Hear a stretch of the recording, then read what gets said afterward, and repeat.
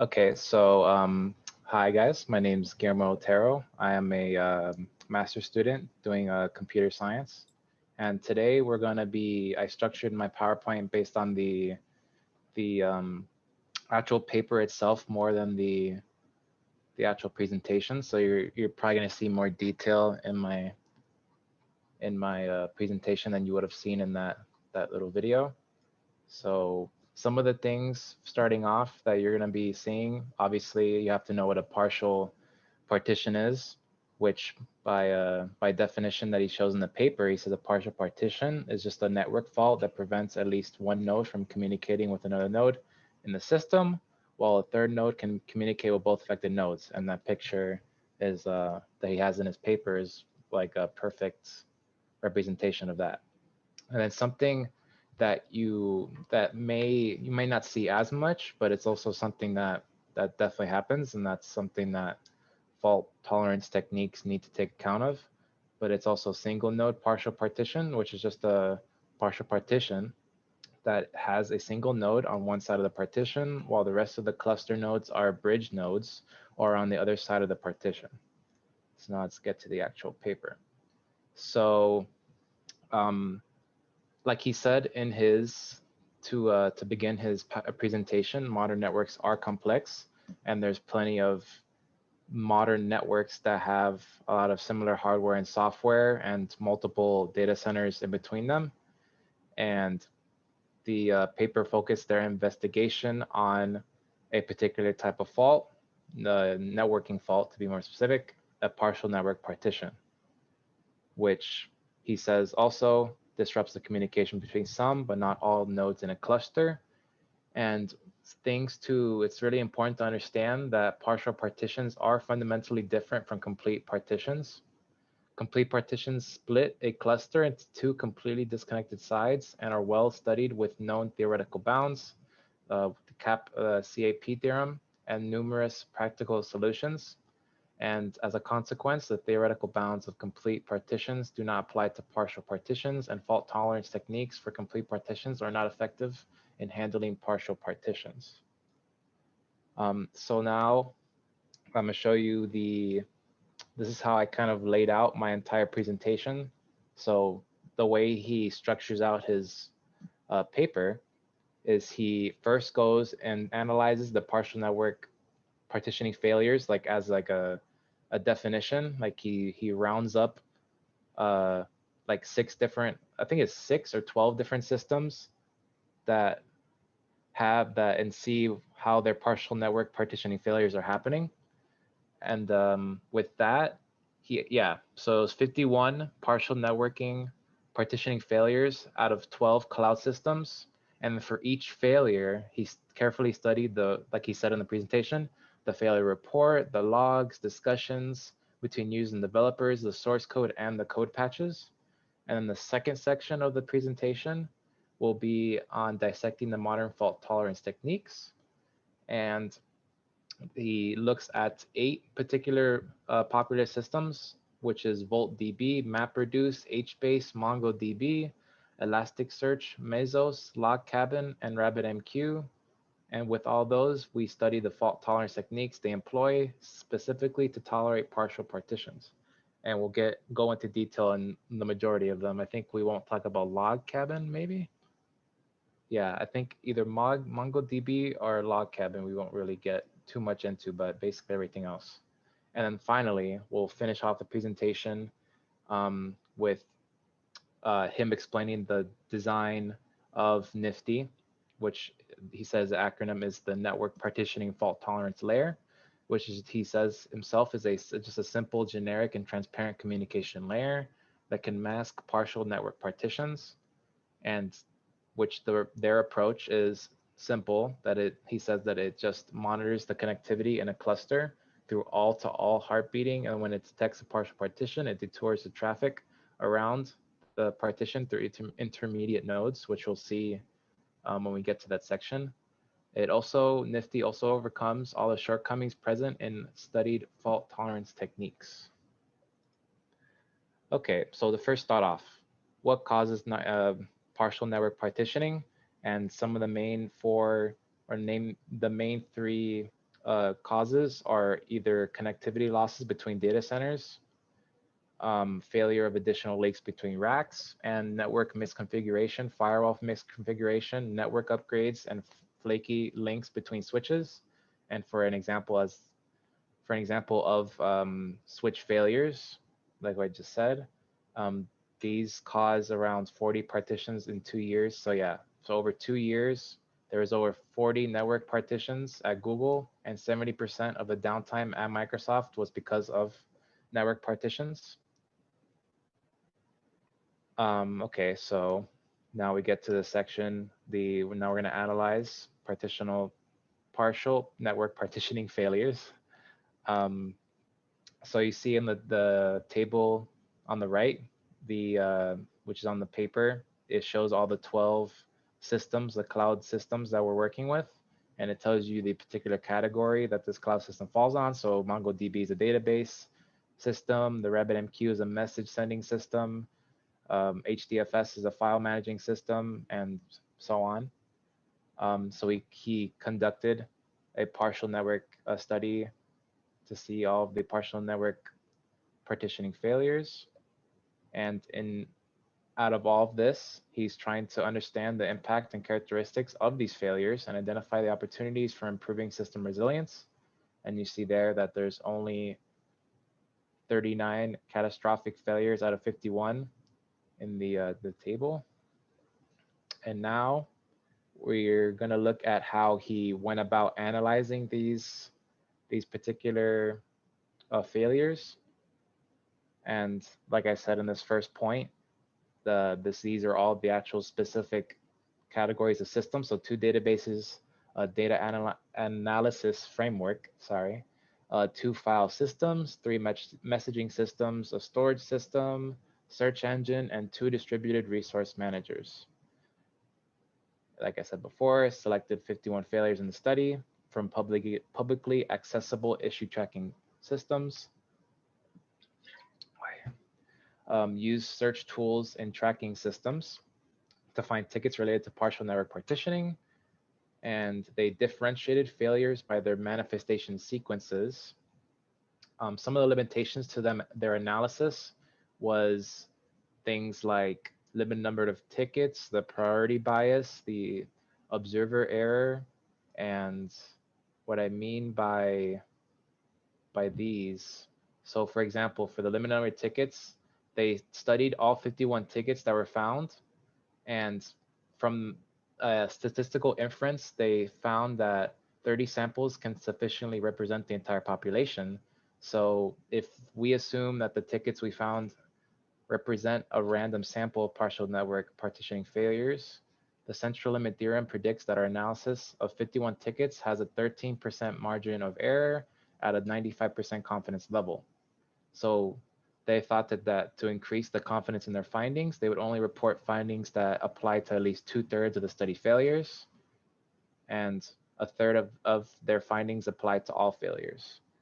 And the other limitation they had was priority bias. So they only included high impact tickets and avoided tickets marked by developers low priority. So that will like I said in the terminology, it's going to provide some bias in the results. And finally, observer error.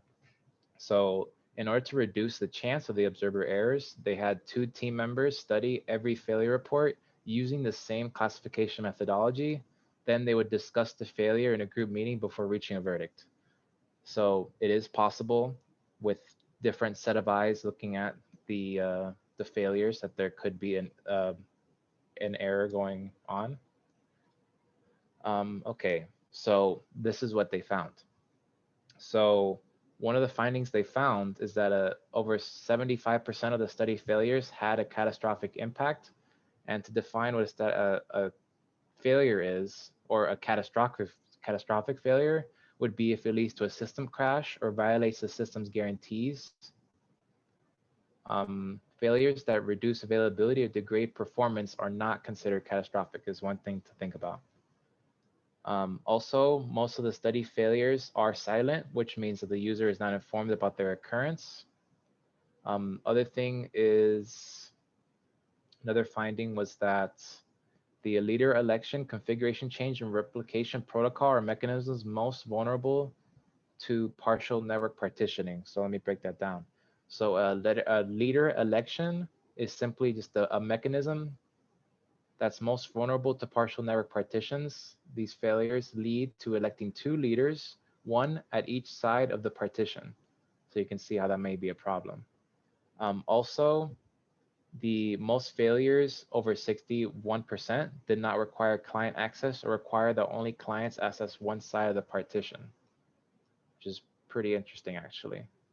So this finding highlights that system designers should consider the impacts of partial partitioning faults on all operations, including background operations. And finally, for this section, there's still a couple more findings in the next slide, but the majority of the failures required 3 or fewer events to manifest. So, which an event basically would be a user's request, a hardware or software fault, or a start of a background operation. So this number, almost 70%, is pretty scary because a small number of events can lead to catastrophic failures. So if majority of these require little events to manifest, then it's going to be something pretty significant later on. Especially that in real deployments, many users interact with the system, increasing the probability of failure, like as kind of hinted at that. Okay, so let's look at the next section of findings. So all the study failures can be triggered by a single node partial partition, which we talked about before, with 33% of them happening by partitioning any node. Another finding would be that all the study failures except one are deterministic or have no time constraints. And the next finding, resolution 56.8 of the fixed failures required changing the design of the protocol or mechanism entirely. So most of the fixed failures were caused by a design flaw, which indicates that system designers overlook partial network partitioning failures in the design phase, which you can argue that a design review focused on partial partitions would detect the system's vulnerability to these failures. And finally, the last finding that was found in the paper was that all failures can be reproduced with 5 nodes, and all but one can be reproduced using a fault injection tool. Okay, so these are some of the insights that they had while doing their analysis. One of the insights was that it showed that partial partitions led to catastrophic silent failures that are easy to manifest, are deterministic, and can be triggered by a single node partition and a sequence of few events. That was basically the whole summary of all the findings.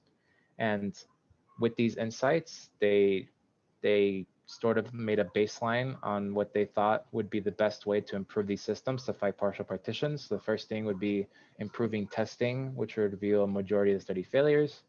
Focused design reviews that can identify system vulnerabilities early in the design process. So there's obviously the second to last or the third to last finding would have benefited most from that. And the last improvement would be to detect fault with characteristics of seeing the exchange of information between nodes, and by definition, there are alternative paths in the network system. And then finally, they identified that a common usage of external coordination services introduced a vulnerability to partial network partitioning faults. Okay, and then now this is the second section of the paper, which is dissecting the current modern fault tolerance techniques that are in the systems that we talked about, the six systems. So they looked specifically into the code patches related to the tickets that were in the partial partition faults of MongoDB, and ElasticSearch, and RabbitMQ, and HBase, MapReduce, and Mesos. And here we're going to look at we're going to try to identify surviving cliques, which we will get into more specifically in a second. But basically the main idea is that upon a partial network partition, the system identifies the max clique of nodes, which is the largest subset of nodes that are completely connected. And all nodes that are not part of the maximum clique are shut down. And now we're going to look at one of the systems, VoltDB, that uses this.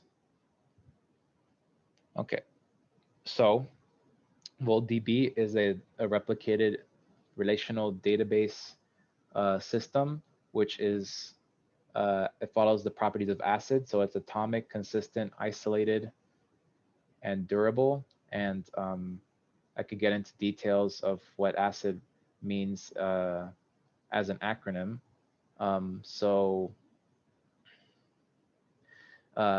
Atomic would mean that it has atomicity, which means that it guarantees that each transaction is treated as a single unit, which either succeeds completely or fails completely.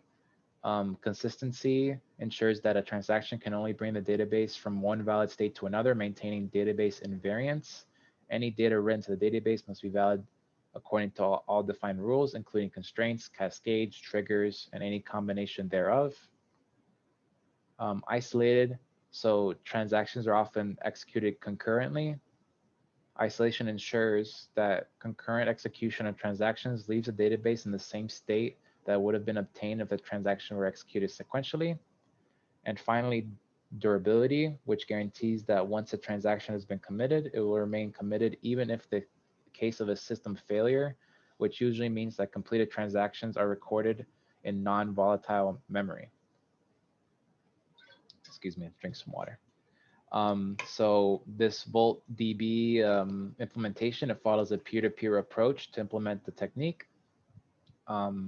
After identifying the surviving clique, the system verifies that it did not lose any data by verifying that the surviving clique has at least one replica of every data shard. So the first picture we see here, before I get into that picture, let me say that every node sends a heartbeat periodically to all nodes. If a node loses connectivity to any node, it suspects that a partial network partition occurred and starts the recovery procedure.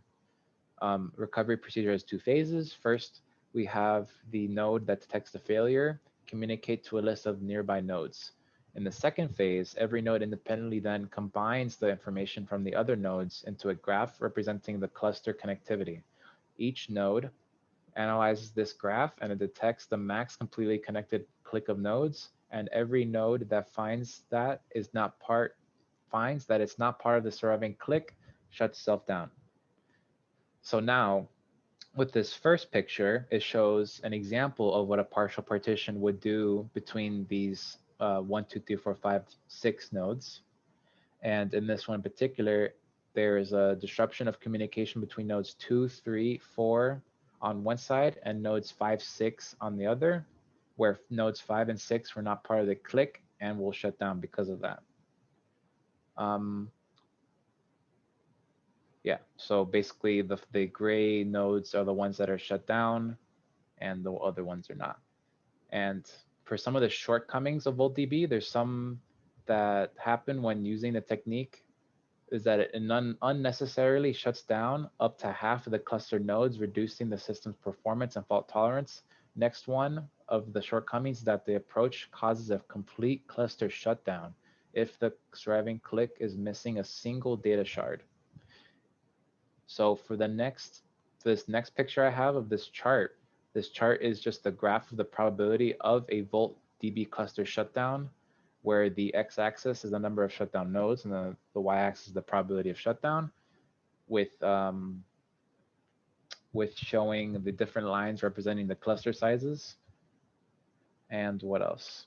The x-axis shows the number of nodes that are not in the clique. The image was a part of their analysis, which shows that isolating only 10% of the nodes leads to more than 50% probability of shutting down the entire cluster.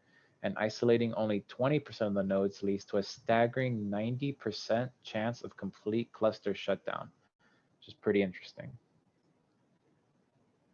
So here's another section in the paper, which is checking neighbors' views, which the main idea of this section is to tell you that when one node, let's say node S, loses its connection to another node D, it should verify, oh, sorry, this is just another fault tolerance technique if the context wasn't there. So this is another one, checking neighbors' views. So now again, when one node, for example, node S, loses a connection to another node D, it'll try to see whether the connection is lost to a partial partition. In order to do this, S asks all nodes in the cluster whether they could reach D. If the node reports that it can reach D, this indicates that the cluster is suffering from a partial network partition. And if S detects a partial network partition, S either disconnects from all nodes that can reach D, in which this makes the partition a complete partition, or pauses its operation, which we'll get into later. And RabbitMQ and Elasticsearch follow this approach. So let's get into RabbitMQ. So RabbitMQ, as you have seen in the table, is a popular messaging system that replicates messaging queues for reliability. If a node detects that its communication with another node is affected by a partial partition, it'll apply one of the following policies depending on its configuration. It'll try to escalate to a complete partition, which, with more explanation, the node will drop its connection with any node that can reach node D. If we go back to our example, basically we're trying to artificially create a complete partition so both sides work independently. This configuration will lead to data inconsistency though, and requires running a data consolidation mechanism after the partition heals. Some other thing that can happen, one other policy that will happen is that it pauses, and in order to avoid so a pause, more explanation of that. To avoid data consistency, once a node discovers the partial partition, it'll pause its activities. It'll resume its activities only when the partition heals.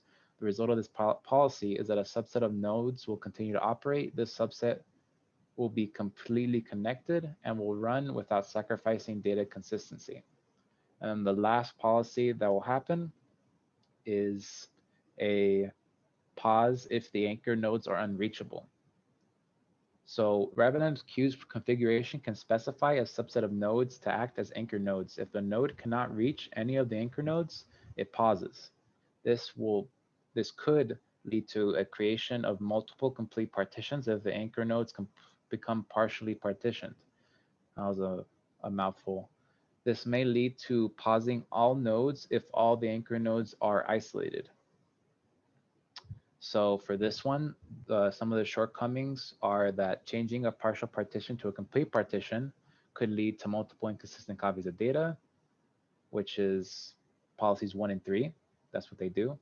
And the pause policy may pause the entire system or the majority of nodes, which we do not want. This picture that I have here, it shows that if every node except one detects that it can't reach a node on the other side of the partition, it will pause, leading to a complete cluster pause. So this entire cluster is inactive except the master node. So the next implementation would be Elasticsearch. This is just another popular search engine. It has a master election protocol that uses a fault tolerance technique based on checking neighbors' views, which is why it's in the section. The node with the lowest ID is the master. If a node reports that it can reach the master, the node with the lowest ID becomes the new master. With the shortcomings of this implementation, this can affect the cluster availability quite severely, as all nodes that cannot reach the master pause, which can cause complete cluster unavailability, which is something that we saw in the last implementation. And we'll use this picture also as an example. And the only node that can reach the master node is 2, which refuses to become the new master because it can reach a node with a lower ID. All nodes in the cluster pause because of that, and since the master can't reach a majority of the nodes, it will pause as well, which leads to system unavailability. One other shortcoming would be that since this approach is only used to fortify the master election protocol, it leaves the rest of the system vulnerable to partial partitions.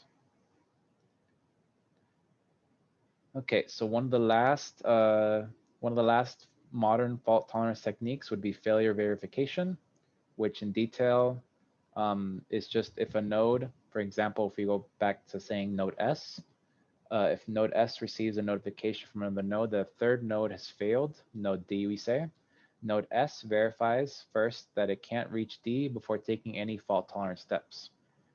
And this technique is used by MongoDB and Log Cabin when they want to elect a leader. And it was also used in earlier versions of Elasticsearch. In MongoDB and Log Cabin, if a leader is on one side of a partial partition but can still reach the majority of nodes, the nodes on the other side of the partition unnecessarily call for leader election. So for some of the shortcomings of this particular approach will lead to an unavailability of a large number of nodes. And second, it's mechanism specific. So designing a system-wide fault tolerance mechanism using this approach will be tricky because one, you can't ignore every failure notification. For instance, using this approach in an earlier version of Elasticsearch for them backfired.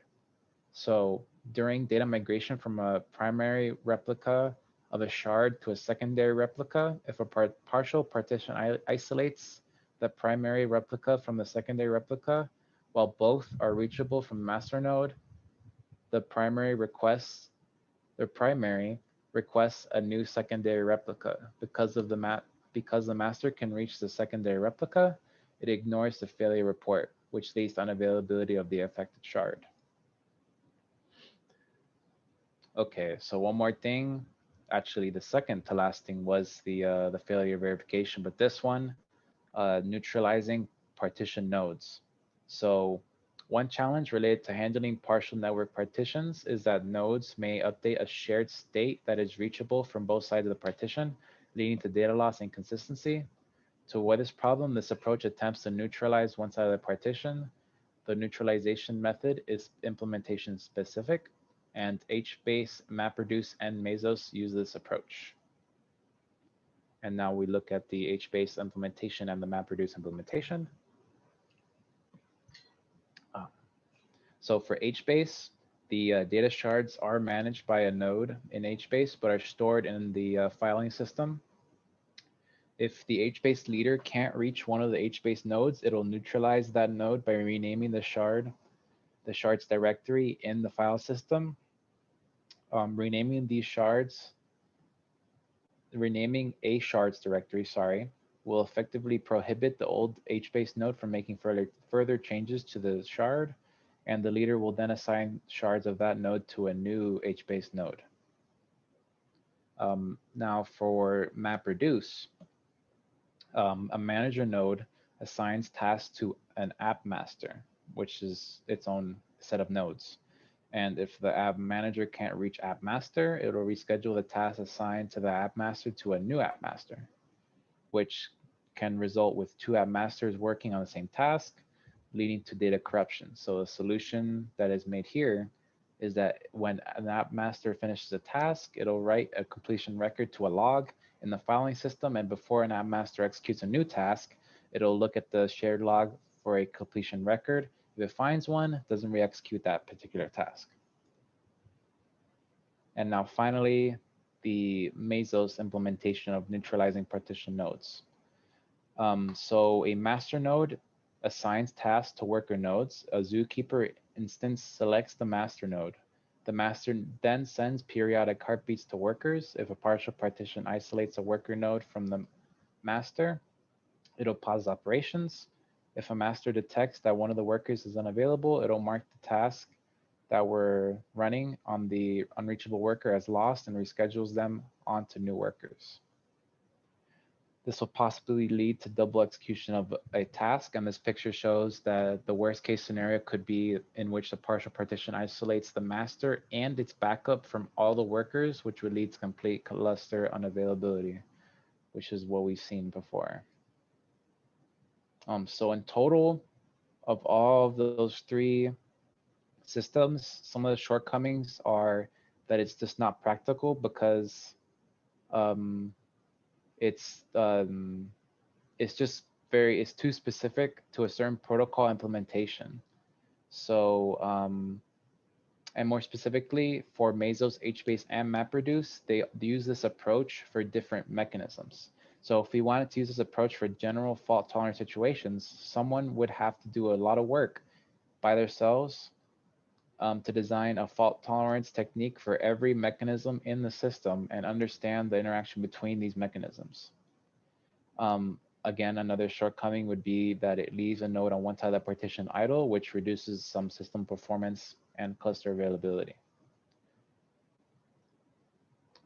Okay, now we get to the designing of Nifty, which again is a network partitioning fault tolerant communication layer, which is used to overcome the limitation of the current fault tolerance techniques. The authors of this article designed this in particular. It follows a peer-to-peer design in which every node in the cluster runs a Nifty process. These processes collaborate in monitoring cluster connectivity, which we'll see in a second. When Nifty detects a partial partition, it'll reroute the traffic around the partition through intermediate nodes. And this is a picture that we saw in the presentation showing an example of this. So this figure shows that if there are two partial partitions isolating node 1 from node 4, Nifty can reroute packages or packets exchanged from nodes 1 and 4 through nodes 2 and 3. And we'll see this this table. This is a like a distance vector that gets passed through each node, which we'll see, and it'll be explained more. One other thing to also note here before we go to the next slide is that this method can increase the load on the bridge node just by definition, which will lead to lower system performance. And in order to facilitate the system-specific optimizations, Nifty also provides an API to identify bridge nodes. And here's where we talk about monitoring the connectivity of nodes. So each Nifty process will use heart beating to monitor its connectivity with all other Nifty processes. Each Nifty process maintains a distance vector that includes the distance and number of hops to every node in the cluster. If a process misses 3 heartbeats, it will assume that the net connection is broken and updates its distance vector. So to detect when a connection recovers, they made the nodes continue to send heartbeats to the disconnected nodes, and a routing table is made out of these distant vectors for each of the Nifty processes, which contain destination IP addresses, which we saw, the hop count, and the output MAC address. One thing to note is that when there's a Nifty process that detects a change in the cluster, it'll initiate the route discovery procedure to find new routes. And like he said, we use the Bellman forward distance vector protocol. And for the weight of a linkage of a node, we use hop count as the weight, and a hop meaning the hop between two end nodes. Also, thing that we need to talk about when we're talking about the Nifty process is deploying routes. So he uses OpenFlow and OpenVSwitch to deploy these new routes. So if we look at this this previous image, if I can, this image, we see that we are installing new rules into node 1 on its local OpenVSwitch to change the destination MAC address to any packet destined to node 4 to the MAC address of node 2. So that's how we move something that has to go to node 4. That's how we get it from node 1 to node 2 to node 3 to node 4. So whenever node 2 receives a packet with node 4 IP address, it will change the destination MAC address to node 3 and sends the packet out. So that's how it goes from these intermediate nodes to the end node. And then now, when the third node receives a packet with a node 4 IP address, it just changes the MAC address to go to the fourth node's MAC address and then sends the packet out. That's the whole process. And now for node classification with Nifty, it's just a system using Nifty can be optimized to reduce the amount of data forwarded through bridge nodes. The approach to do so is system specific and may entail relocating processes in a cluster, dropping client requests, or reducing query result quality. Thing to note is that in order to facilitate the implementation of these mechanisms, Nifty identifies which nodes are on the same side of the network and which nodes serve as bridge nodes, and it then provides this node classification to the system running on top of it. Okay, so almost done here. Finally, we'll see how they get to evaluate evaluate Nifty, and just in total, they ask 3 questions when they're evaluating it. How much overhead does it impose when there's no network partitions? What's the performance of Nifty under a network partition? And what's the utility of Nifty's classification API? And as the presentation says, the experiments were conducted on 40 nodes in the Cloud Lab Utah cluster, which each node using an Intel Xeon E5 10-core CPU, 64 gigabytes of RAM, and a Mellanox ConnectX-4 25 gigabytes per second network interface controller. Okay, so the first thing we're evaluating is the overhead. So, oh wait, sorry, I think I missed a point here. Oh, no, I did not miss a point.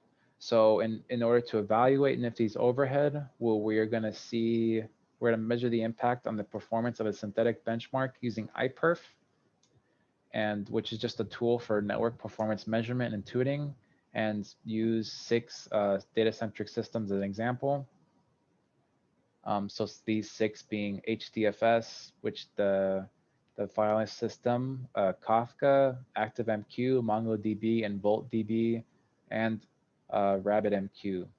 So for this in particular, I don't want to waste too much time, because I see we have like around 20-30 minutes left in class. So I'll just go into like 2 or 3 of them. So for the HDFS, they deployed it on 6 nodes with a replication level of 3, and in order to avoid disk access, they configured the data nodes to use TMPFS.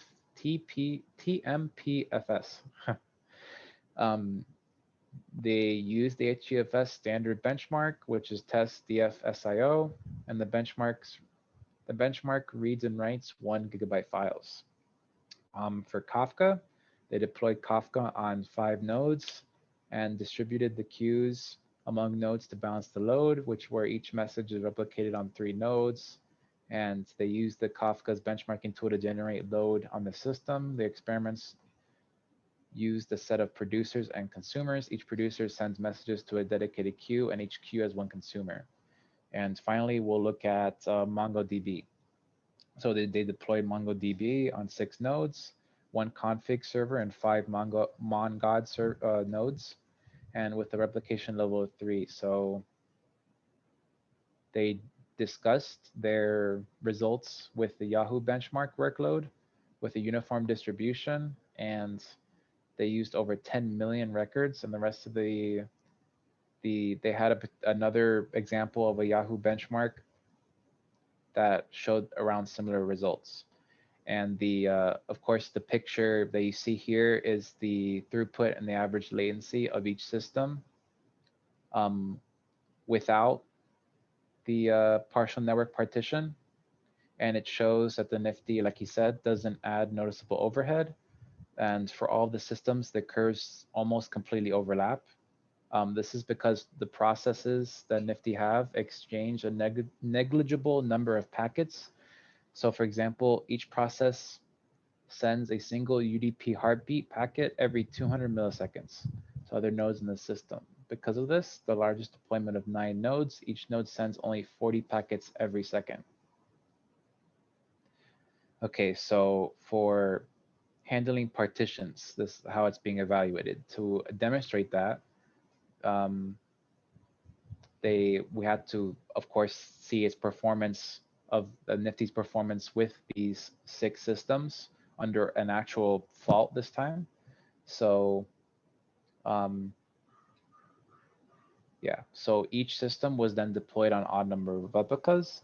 They introduced a partial partition that leaves 1 node as a bridge node and puts an equal number of nodes on each side of the partition. Client nodes are not affected by the partition. So when their setup was basically to use the same deployment of the 6 systems, which we explained some of them very briefly, where each system is deployed on a number of replicas, and They made a partial partition that leaves one node as a bridge node and puts an equal number of nodes on each side of the partition. So for this second section, we have we explain specifically how RabbitMQ was deployed and how it couldn't be used on a larger cluster because the partial partitions would often lead to a pause when Nifty is not in use. Some of the, even with 3 nodes, the partial partition sometimes led to pausing 2 out of 3 nodes. And pausing a broker in RabbitMQ leads to more than 50% reduction of throughput. And this picture shows the tail latency for VoltDB and RabbitMQ for the same experiments presented in the previous sequence of charts. Okay. The figure shows here that Nifty increases the tail latency up to 6.8% without a partial partition, and with one, it increases up to 15% under a partial partition failure. And now for the last evaluation, the classification of the utility of the API. So we want in VoltDB, we use a single server or a single server for VoltDB processes all the multi-shared operations.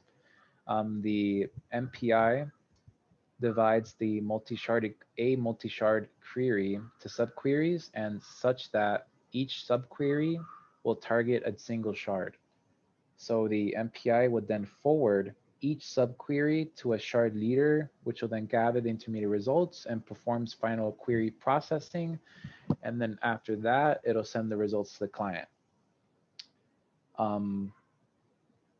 So yeah, basically to improve the performance of these operations, these multi-shard operations more specifically, the MPI process can be migrated to a bridge node, which is effectively eliminating the need to reroute any traffic for multi-shard queries.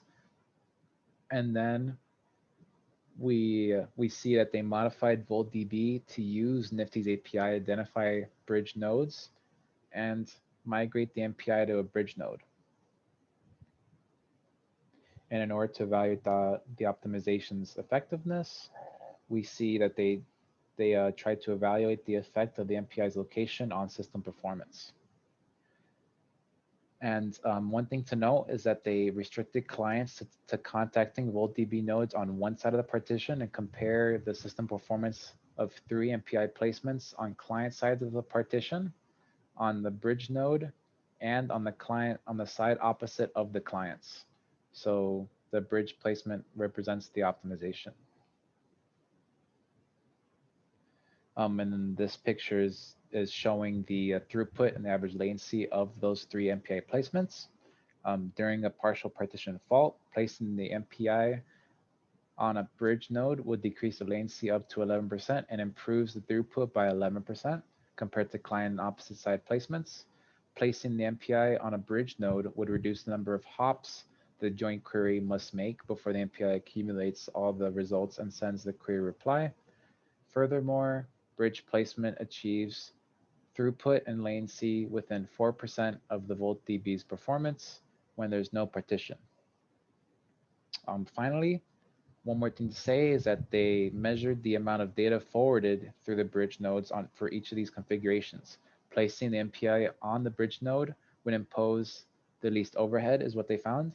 And when using 128 clients, 72 megabytes, 5 gigabytes, and 6.5 gigabytes of data were forwarded through the bridge node when the MPI was placed on the bridge. Clients had an opposite side.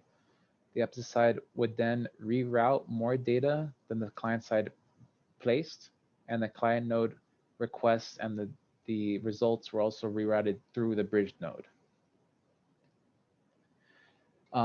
Like they said in the presentation, there wasn't really any other work relating to the partial network partitioning fault in particular.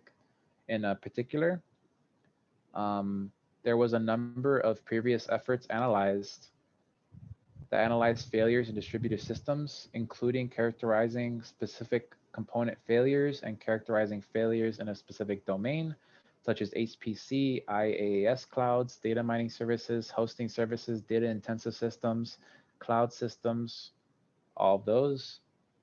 And basically, again, to reiterate, they couldn't really find any work relating to the partial network partitioning where it was specifically that, and how they had how they structured the paper in their experiment, where they would find the partition, characterize the failure in particular, and this like basically their whole structure of their paper. So like their dissection of the modern fault tolerance techniques and exploring design of the generic fault tolerance technique for this type of fault. So some concluding remarks for this topic and this paper. Basically, it was very interesting to learn about. It definitely does shed light on a particular type of fault and a particular type of infrastructure for faults. And it lets me know that there is a need for more research to understand such faults and to explore techniques to improve a system's resiliency. So yeah, that's my presentation. If there's no questions, then I am done. Yeah, thank you. This is I think your presentation is very good. It's far better than the author's presentation. I think their presentation is too concise to follow, but you provide a lot of information and background of this research topic and research area. Okay, thanks. So I appreciate it. Yeah, so for